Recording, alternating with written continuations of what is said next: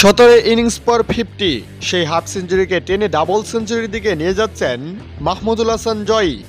মুমিনুল হকও আছেন সেঞ্চুরির পথে, তার আগে সেঞ্চুরি মিস করেছেন সাদমান ইসলাম। তবুও বলা যায় সব মিলিয়ে সিলেট টেস্টে দ্বিতীয় দিনটা পুরোটাই বাংলাদেশের দখলে। এক উইকেটে 138 রান নিয়ে দিন শেষ করেছে টাইগাররা। মাহমুদুল হাসান জয় 169 আর মুমিনুল হক 80 রান করে অপরাজিত আছেন। এরই মধ্যে বাংলাদেশের লিড দাঁড়িয়েছে 52 রানের। মাহমুদুল হাসান জয়ের সঙ্গে দেশের টেস্ট ইতিহাসে চতুর্থ সেরা ওপেনিং জুটি করে সাজঘরে ফেরেন সাদমান ইসলাম।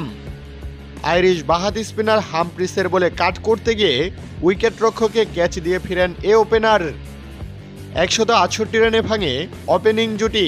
সাদমান 104 বলে 9 আর 1 ছক্কায় করেন 80 রান। এরপর মুমিনুল হক আর জয় মিলে অবিচ্ছিন্ন 170 রানে। জয় এর মধ্যে কেরিয়ার সেরা ইনিংস খেলে ফেলেছেন, সামনে হাতছানি ডাবল সেঞ্চুরির। আজ বুধবার 8 উইকেটে 270 রানে দ্বিতীয় দিন শুরু করা আয়ারল্যান্ডকে সকাল সকালেই গুটিয়ে দিয়েছে টাইগাররা।